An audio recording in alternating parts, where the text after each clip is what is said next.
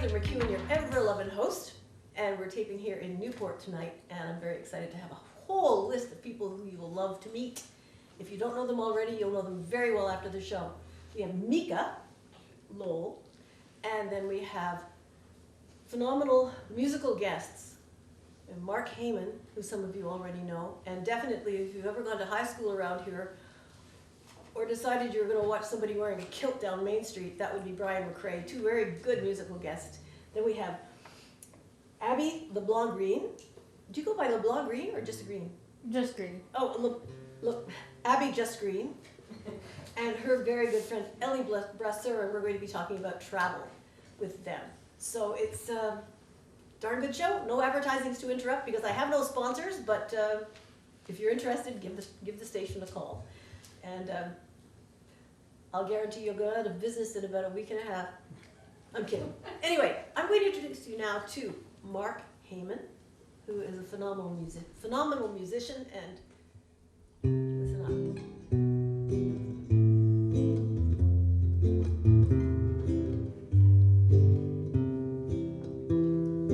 Wise men say only fools rush in, but I can tell, falling in love with you. Shall I stay? Would it be a sin if I can tell, falling in love with you? Like a river flows surely to the sea, darling, so it goes. Some things are meant to be. Take my hand, take my whole life too, for I can tell, falling in love with you. Like a river flows surely to the sea, darling, so it goes. Some things are meant to be. Take my hand, take my whole life too, for I can tell, falling in love with you. For I can tell, falling in love with you.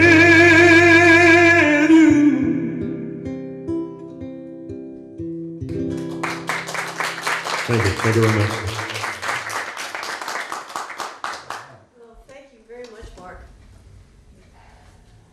That's a sample of some of the talent we have here in Newport and Newport Center and anywhere in the Northeast Kingdom. So we now want you to meet our first guest, and that is Mika Lowell. Where do you live, Mika?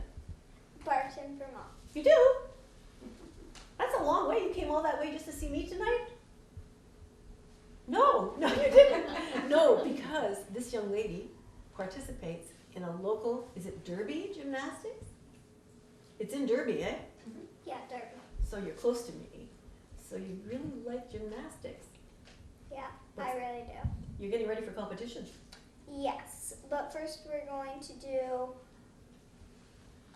not a real competition, but a practice competition. Who are you going to compete against in your practice competition? We're going to compete with another gym. All right. Well, I went to one of your shows last year, and I can't believe how you can move your body around, and all the people in your class were doing the same things. I always tell people I can see my toes from up here. There's no point in me going down there. But it's true. You're amazing. And you were thinking of stopping at one point because you were tired and you didn't want to go. What made you hang in there? Because I heard we were going to do competition, so I figured I might as well just stay one more time. I hope you stay longer, because you'll be in shape for the rest of your life, and then when you're my age, you'll be able to actually touch your toes. And that will be a real blessing, especially if you're gardening. Yeah. Yeah. I hope you always stay in shape. Do you have any words of wisdom for people your age who you see not doing anything physical? Well, I think that maybe they should try to do something.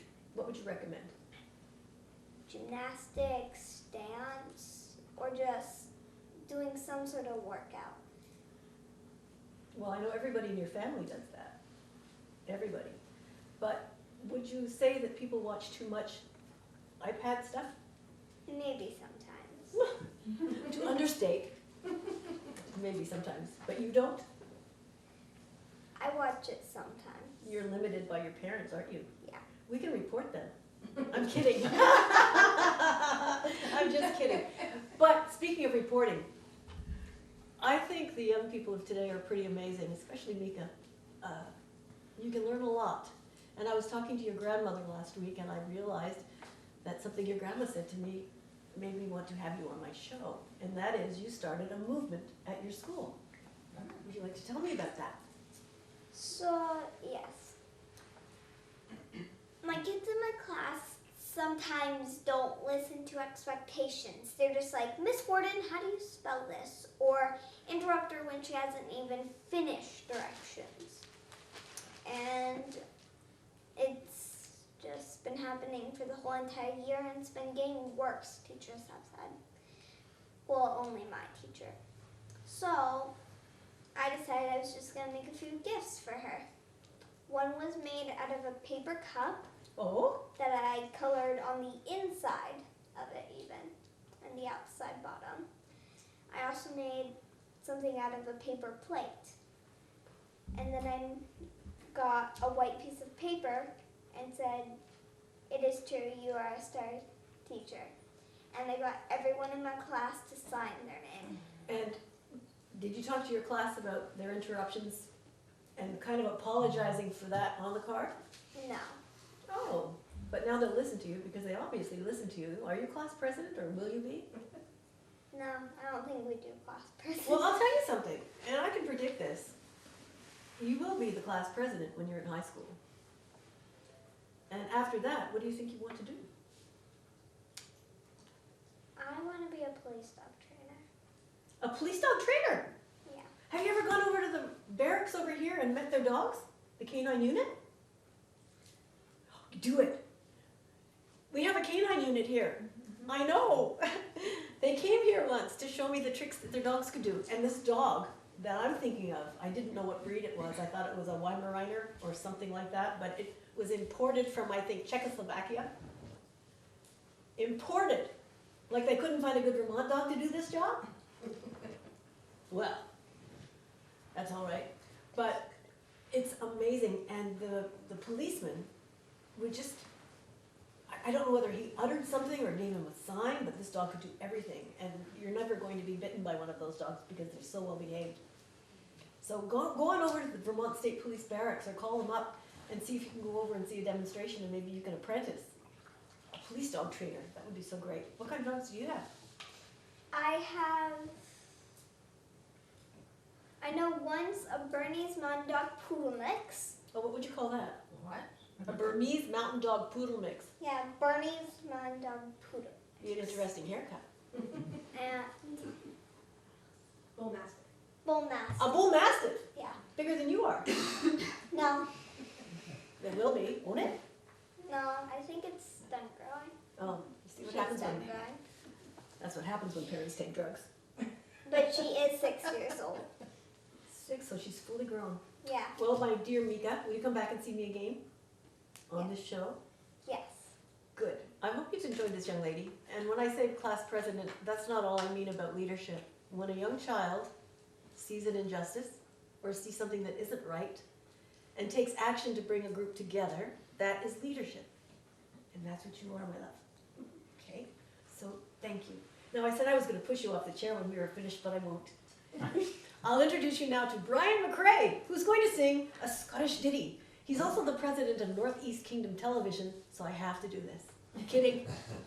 He's really good. He's a fantastic actor. So come on, Brian. All right. This show is... Yeah, I told Heather I'd do a couple of these little ditties, and I can't tell. Am I in the frame there? Do you want to check mark? All right. So there was a little skirmish, between the Scots and the English in the 1740s. And it's ultimately what led a lot of my ancestors come to Caledonia County, Vermont. So anyway, here's a song about that, and it goes something like this. Foscolandoris cantala lila, Foscolandoris cantila tala, Foscolandoris cantala lila, Clemerari lila tala. Sheelish mishikatar shmi, Sheelish mishikatila tala, Sheelish mishikatar shmi, Clemerari lila tala, Sheelish mishikatar shmi, Sheelish mishikatila tala, Sheelish mishikatar shmi, Clemerari lila tala. And that's it. All right. That's great. Enough of me. What did it mean? Well, it's about, of course, Bonnie Prince Charlie, and he's the fiddling tailor. He's gonna tailor a new society based on absolute monarchism, which the Stuart Kings were. And it's a good thing that we didn't win, actually. Well, I'm into, what is it, constitutional monarchy, which is better. Yes. Oh, there you are. Oh, hello. Hello. Look, there's Mark. Here's one of our musical guests. Thank you, Brian, for your lovely Scottish ditty. You'll be doing that on every show. A different ditty song on every every night. show. Don't take your teeth out and talk fast when you're saying those things. Anyway, we now have Mark Heyman, who's arrived newly to this area. What brought you here? So yes, 2 years ago, came from Texas, and not quite at retirement age yet, but looking ahead to retirement age. In 30 or 40 years, everything. Yeah, absolutely. Yeah. Looking for a beautiful lake. So just kind of would look on Realtor.com, started on the East Coast and started just widening the view and saw this lake and just by chance found the house there on Lake Road, showed it to my wife, and I said, this is perfect. So we have my oldest daughter, my youngest daughter, my father, we all have place and 7 acres, and we're so happy to be here. You don't even have to see each other. You've got No. 7 acres. Yeah. It's like I've got a lot. Yeah. It's like go out and hide behind that tree.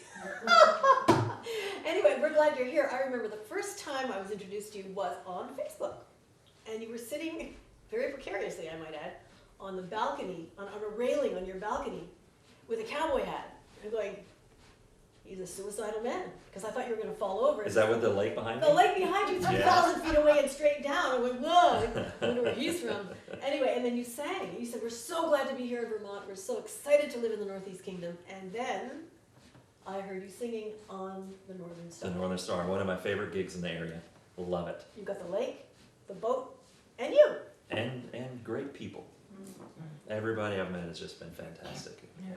Love it. That applies to everybody right through town, too. Yeah. Well, it's easy to be nice to you because, like I told you earlier, when I moved to Newport, I'd already lived in Vermont for 30 some odd years, and I came in with a head injury as a herdsman on a dairy farm. And that gave me a great quick in because people everywhere or in Franklin County watch this city girl milk cows and crash tractors. It's like, yeah, she's a keeper. But anyway, I got better, and people were very, very kind to me. And when I moved to Newport, boom, COVID. So although people are kind, I don't know anybody, very many.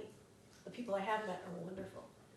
But the minute you carry your voice somewhere, you can take that anywhere, and you meet people. What has been your best gig so far, not counting the Northern Star? I would say one of the best gigs that I've had was at the Kingdom Brewery. Oh, the cooks. Yeah, the cooks, and Sachin and Jen and Brian are just so great.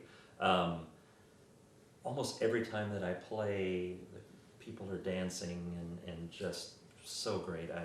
I've loved every time. Probably my most favorite one was probably about a month ago I played there. It was just such a great crowd and great energy, and See, Carol Dowd is here, and Carol was a guest on the show last week, and thank you for the studio audience coming too. Really appreciate that. And Carol has always said, we'll go and see Mark sing, and I never go out at night. I never go anywhere. It's amazing. And this has been the only temptation. I love the cooks very much, and if you ever go to Kingdom Brewery, right? I don't know how to get there. I do. I'll take you. Oh, no, I can't tell people how to get there, but thank you. It's out of Newport, but right in Newport. I don't know how to say that, but Kingdom Brewery, look it up. It's great. It's all the beautiful woodwork in there done by Mr. Cook, Unbelievable. Bill Cook. Oh, what a Unbelievable. genius. Yeah. And the atmosphere, I've only been during the day, and Bill and Nancy took me Yeah. to show me Yeah. around, you know. So I'm thrilled with that area. And someday I will go to watch you at night. People dance? Oh yeah. Yeah. Right there in the corner, it's great. You know, if you want to go to a show during the day, you could always do in the spring, summer. I'll do the outside patio at Eastside, Okay, so you can go during the day. I That's can a walk lot- over. That's a lot of fun. and the roads will be safer. That's true. Indeed. So tell me a little bit more about how you and Lisa met. Because Lisa is, I was getting back to the kindness. Darn it, I forgot to get into that. Yeah. I didn't know anybody, and I was working on the boat, and I had 3 sinks and a porthole. I was a dishwasher, among other things, and I loved that. You know, dishpan hands were really gorgeous. It's a good segue into my story. It's perfect. Good, great. That's all I do. I just live for you. I just live to segue to you. But I went up there when you were singing, and Lisa came to me, and this is Mrs. Heyman, and she was so warm and kind. She does that. And I felt enveloped, and she told me how she met you. So, dishwashing story apart, there you go. So, I'll try to make this a short story because it's Let's a see. long We've story. got lots of time. So, my father was a shoemaker, right? We're from Germany. He made shoes, and he was a designer. So he was working in a shoe factory in San Antonio called San Antonio Shoe, and he was also a great soccer player when he was younger, right? In Germany, you have a mandatory 2 years to play in the military. He played for the army, and his knee was blown out playing for the army. So his soccer days were over. But as I'm starting to get into soccer in Texas, and he's driving, you know, all morning and evening and getting home late, he wanted to coach my soccer team. And so he gave up this incredible corporate career, and we opened up a German restaurant on the side of the highway between Austin and San Antonio, Texas. Family affair. So Just so he could coach you? so he would have some more time to spend with me as I was, you know, 12 or whatever it was. Isn't that great? And we had that for 10 years. And so it was a great gig. So this was, you know, linens on the table, and you got a soup and homemade bread. And then we didn't have just German food, you know, we had steaks and everything. So fine dining. And Lisa's friend was working there, and she says, I'm gonna go to a different college. If you should try to take my shifts, and you know, this is 90, 91. You can make $100, $150, $200 for 3 or 4 hours. But look out for the son. Oh, that's you. That guy is a jerk. You, definitely. So yeah, she came in. We hit it off. We were usually just for dinner, Yes. but on Sundays we would do brunch. So I cooked brunch for her before the crowds came in for about a year, and we The way became to a best woman's friends. heart is through her stomach. That's true. It works the other way too. And The way to so a woman's stomach is through her heart.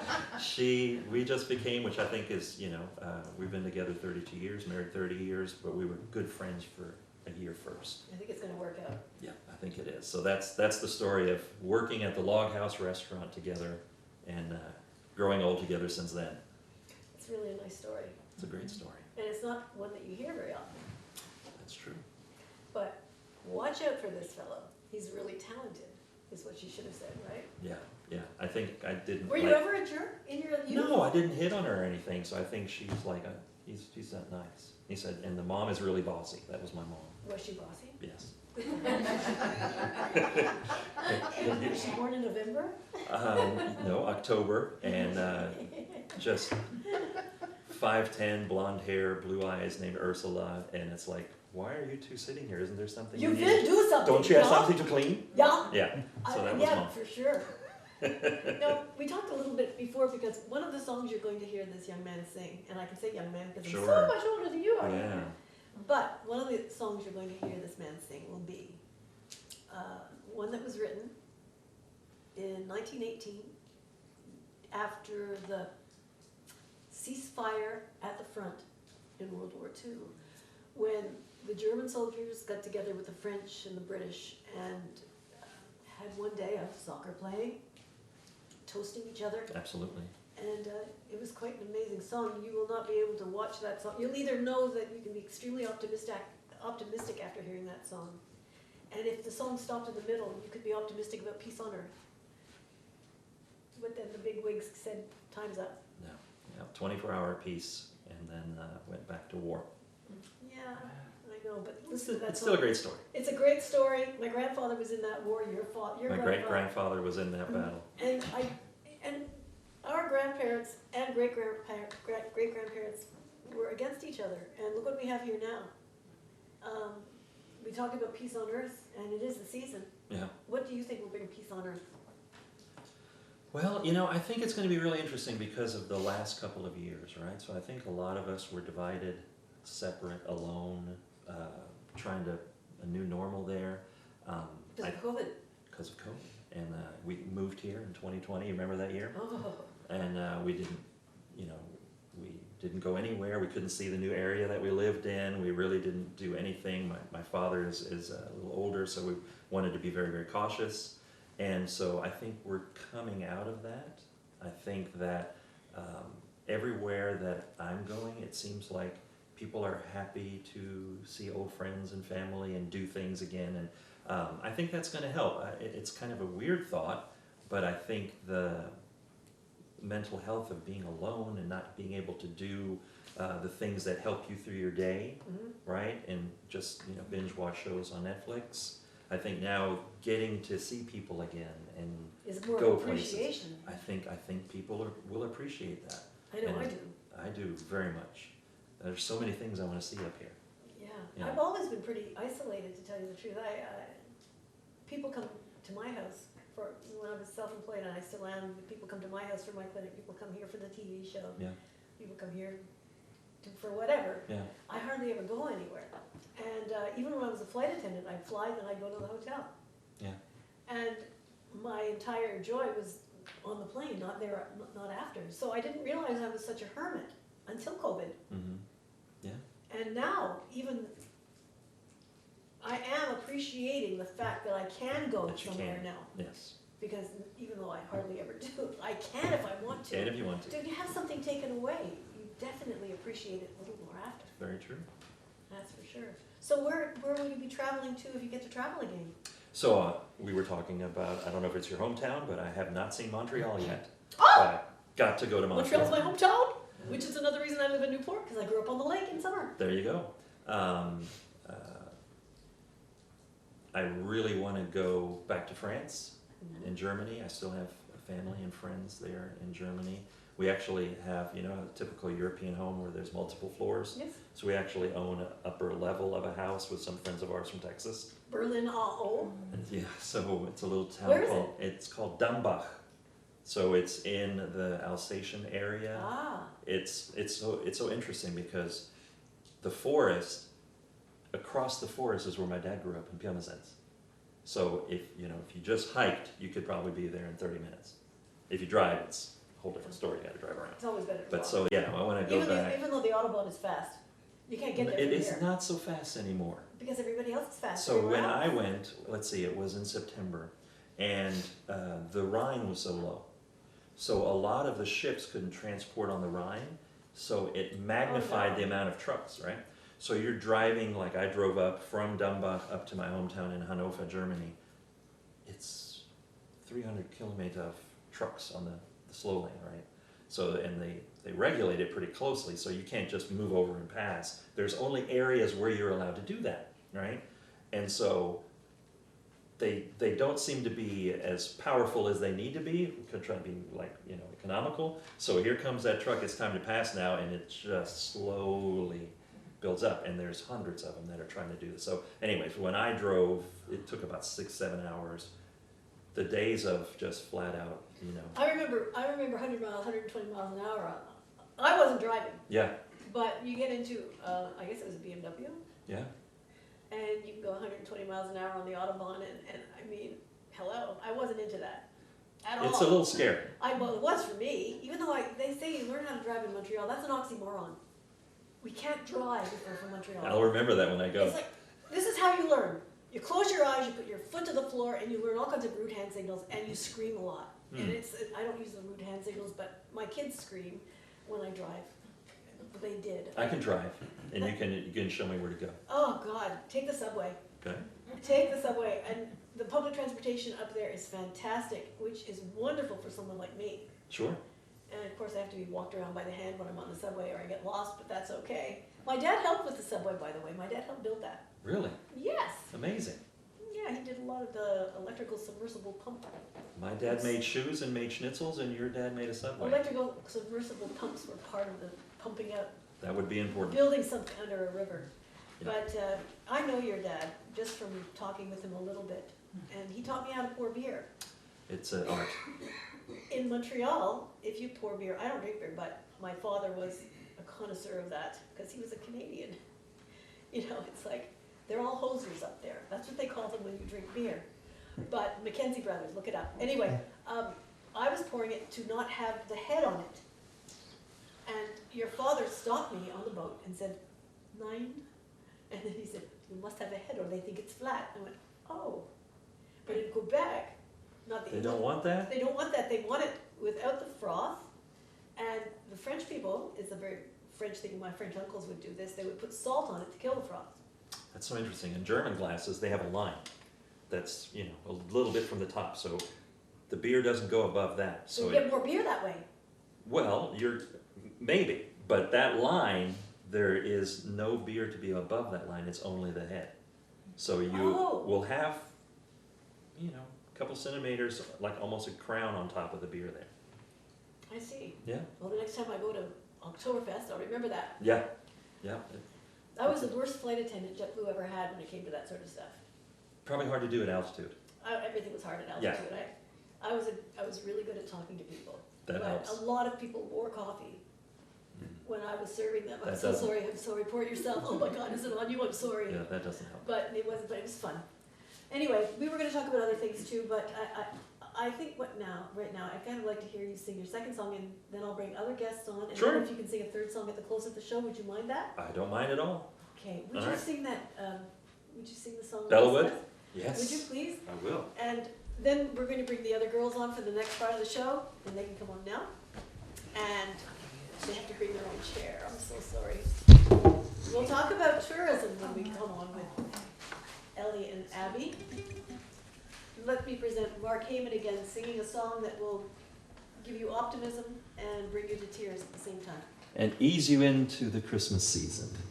How about that? Fabulous. It's not a Christmas carol. It's a song about Christmas Eve. So it's a good segue into Christmas. Let's see.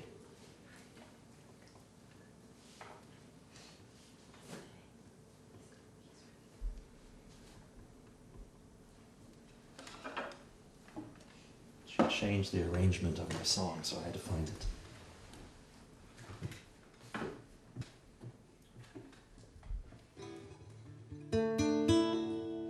Oh, the snowflakes fell in silence over Bellawood that night, for a Christmas truce had been declared by both sides of the fight. As we lay there in our trenches, the silence broke in two by a German soldier singing a song we all knew.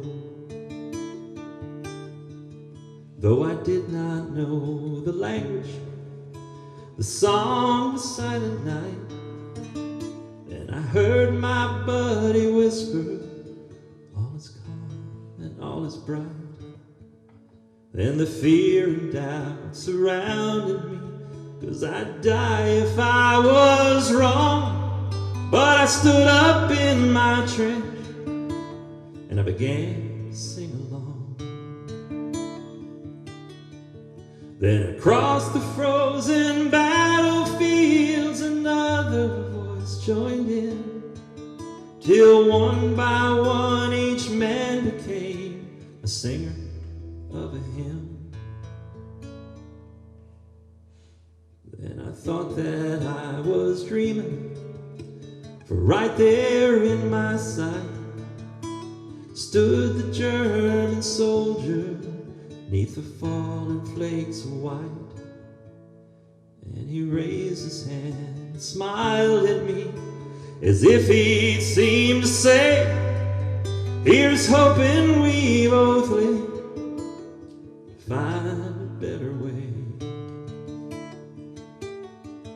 Then the devil's clock struck midnight and the skies lit up again, and the battlefield where heaven stood was blown to hell again. But for just one fleeting moment, the answer seemed so clear. Heaven's not beyond the clouds, it's just beyond the fear. No, heaven's not beyond the clouds, it's for us to find right here.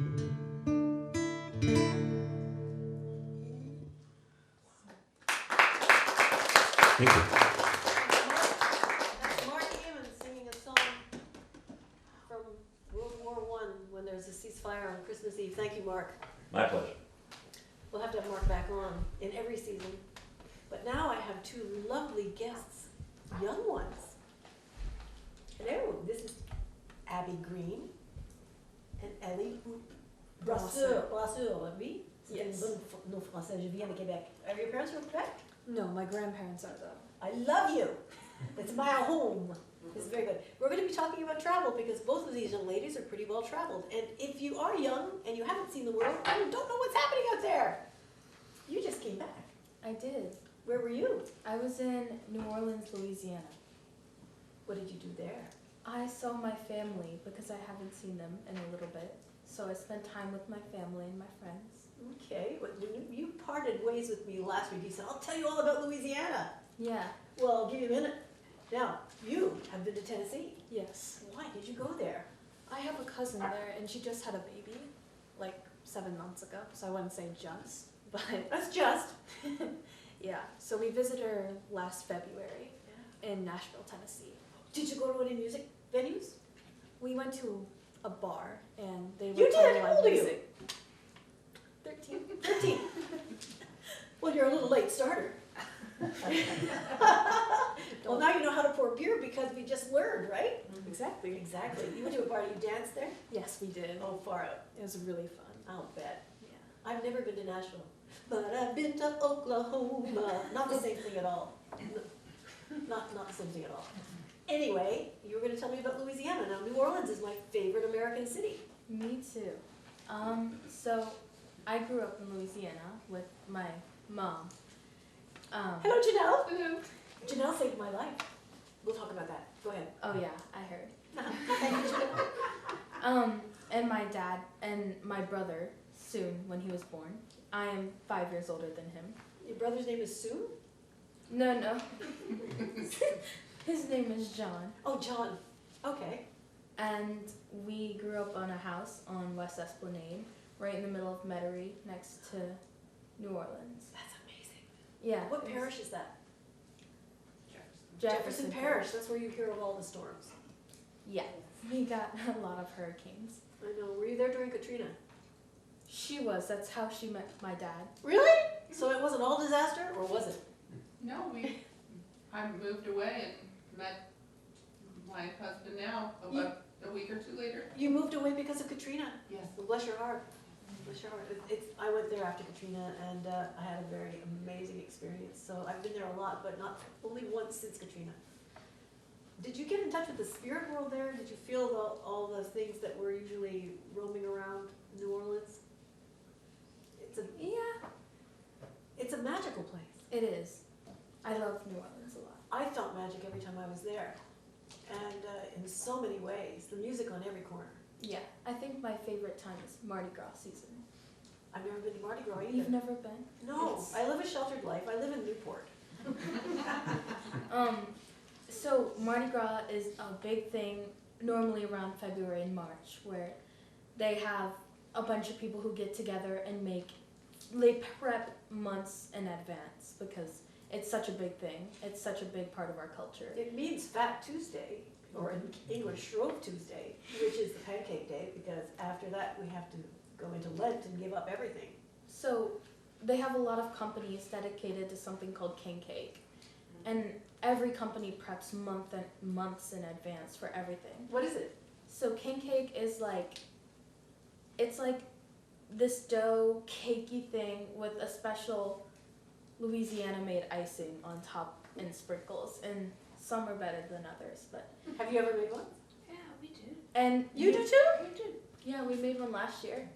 I'm going to film this show somewhere around Ash Wednesday, and we're going to taste that, right? Yeah. You're invited back.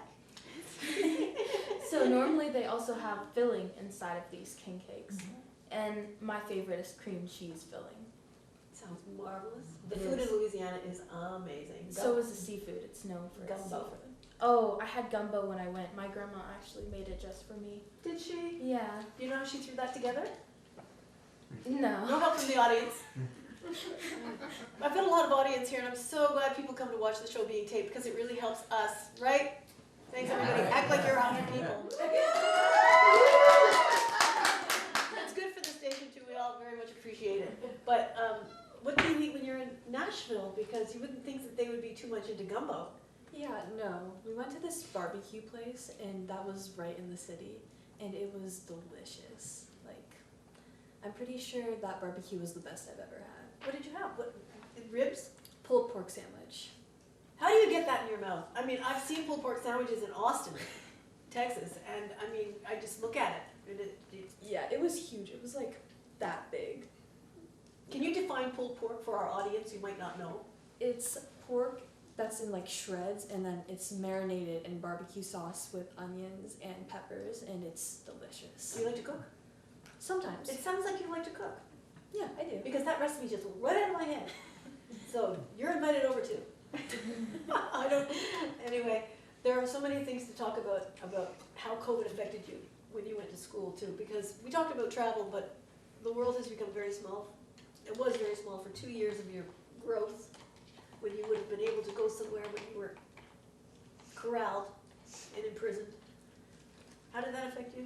I was actually still in Louisiana at the time, and that's kind of what put my parents' mindset in the mind to moving here. And so it was a normal week of school, and I actually remember this very, very clear. I was in school, I was in gym class, and over the announcements we heard the priest, because I went to a Catholic school, and we heard the priest say that we were going to be off of school for 2 weeks, and that instead of just being off for 2 weeks, we would have virtual school, which I didn't like virtual school. So it went 2 weeks, then it was pushed over for a month, then it was more than a month, and it lasted the entirety of my 5th grade year. And right after that, we moved here in the summer in June, about 2-3 years ago. 2020? Mm-hmm. That's when everything changed for everybody.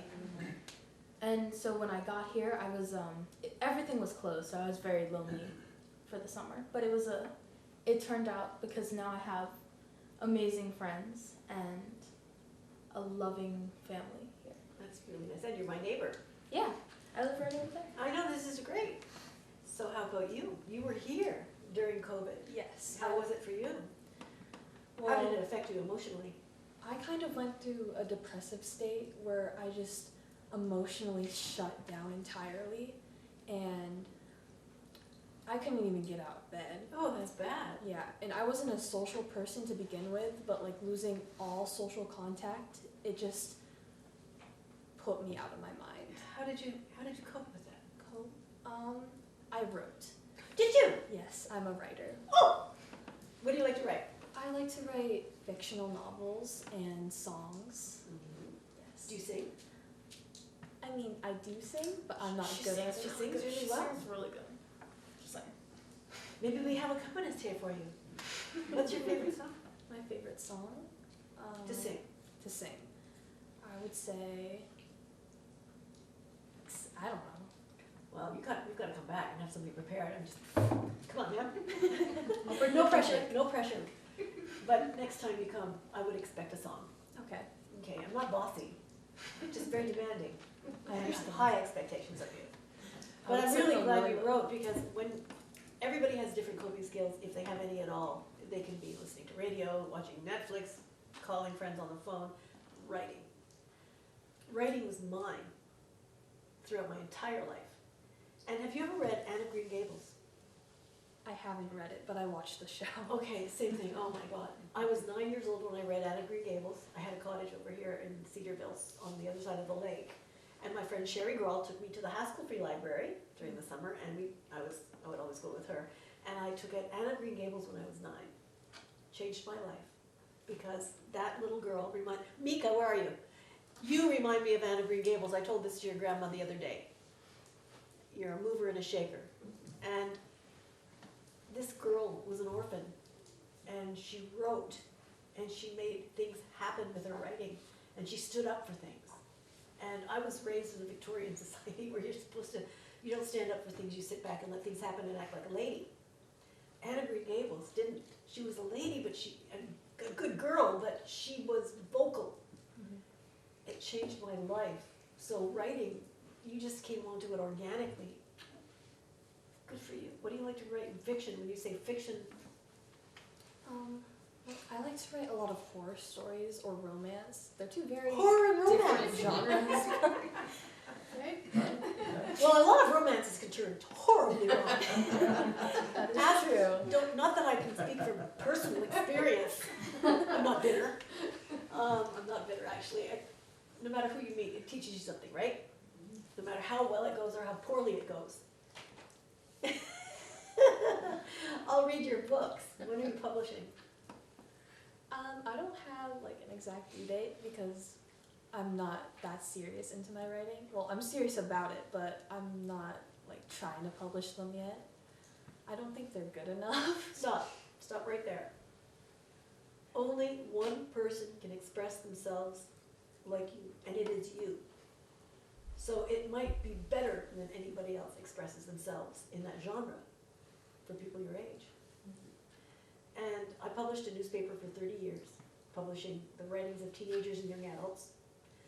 And a lot of people would hand them in to me and say, oh, I don't want to use my name, it's not good. They make front page, and they would be good, and I would use their name. And with their permission. Yeah. A lot of you have to be told how good you are. Because you won't say it yourself. You don't even realize it sometimes. Faulkner said, he's a great writer, Faulkner. He said, if you're going to be a writer, this is what you must do. Read, read, read, read, read, read. What do you read? What do you read? I read a lot of books. I love to go to Barnes and Nobles and pick out a book with my family. Fabulous. But what do you like to read? Oh, I like to read a lot of horror and romance. There you like go. she read. Yeah. You'll be a bestseller. She'll buy all your books. 10 apiece. Horror and romance. Stephen King? I have read one of his books. Which one? I don't remember the name, but it was a good book. Oh, yes. The only book I don't like that he ever wrote was his first bestseller, Cujo. Oh. I couldn't stand it. I hated that book. Rabid Bernard. Saint Bernard slobbering all over a car.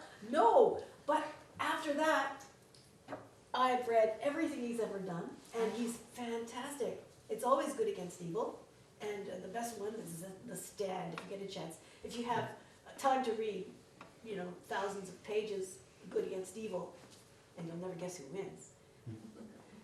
Stephen King has happy endings sometimes. Anyway, have you titled any of your stories yet? Yes, I have. Titles are interesting. Go ahead. So there's one called Infinite. There's one called The Chronicles, and that one, The Leading Lands. The Chronicles, The Leading Lands, and it's going to be The Chronicles, The Leading Lands? Yes. So you like hobbits too? Yes. Oh, That's why I love your house. oh, thank you. I'm crazy about Tolkien, so I will love your books. What are your characters? Are they 3'6" high and 3 feet, or what? No. Well, kind of. Oh, In the Chronicles, there's the dwarf realm, so the dwarf realm? yes. I can relate. And that one's pretty interesting, so they are 3 foot high. I'm glad to hear that. These are two wonderful young ladies, as you've seen and heard on this show. So, I'm going to close the show with some music from Mark Heyman again, a wonderful piece, but I'd like to thank Abby and Ellie for being on the show tonight, and Mika and Mark Heyman, and of course our wonderful, wonderful camera person, that would be Brian. I can say cameraman and not be sexist, right? Yeah. He's a cameraman, I am a man. no question, but also very musically attuned. Anyway, thank you so much, ladies. You'll come back on the show? Yeah, I'll bring the king cake. You bring the king cake, and you bring some story.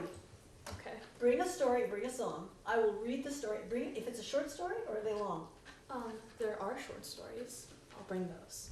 We should have a special show for young writers, young cooks, and do that regularly, because I miss publishing a newspaper. It went to 28 states and 4 countries. It was called The Optimist. It was a subtle counter-suicide newspaper for for teenagers and young adults. And the writing I got filled me up, because you see, I'm not an extrovert. The writing, I got to communicate with people by reading what they thought, reading how they felt. And I think it's the most important coping skill a child can develop, because it serves them later on in life. Unlike watching Netflix, which I do. I haven't had a TV for about 25 years. And somebody said to me, I was royally ripped off by an editor of a book I did. He absconded with all the writers' funds. Class action suit followed. No big deal. But he did this to 6 authors in New York. And he was right on 5th Avenue, who knew? But somebody said, well, have you ever watched American Greed? It's a show. And I said, no. And they said, it's on YouTube. And I said, well, I don't get YouTube. And they said, do you have a computer? And I said, yes. And they went, there, American Greed on YouTube. I went, how did you do that? I love YouTube too. It's not really mind expanding, but your writing will be, and your cooking will be a delight. So I thank you both for being on the show. Come back, okay? Out. And now, to close the show, with great gratitude to our wonderful studio audience and to all of you watching. Thanks for watching Life is Good. We'll see you again next week. Thank you, Mark. My pleasure. Here's a little bit of Texas for you. All right. If you had not have fallen, and I would not have found you, angel flying too close to the ground, and I patched up your broken wings, hung around for a while, trying to keep your spirits up and your fever down.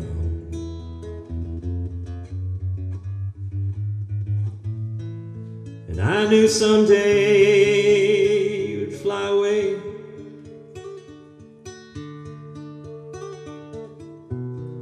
for love's greatest healer to be found.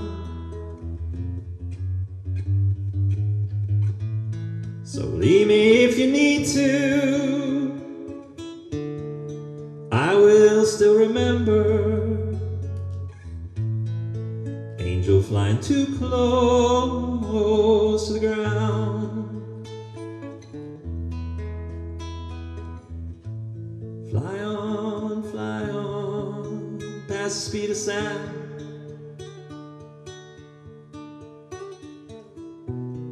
I'd rather see you up, see you down. So leave me if you need to, I will still remember. Angel flying too close to the ground. Thank you, Mr. Willie Nelson.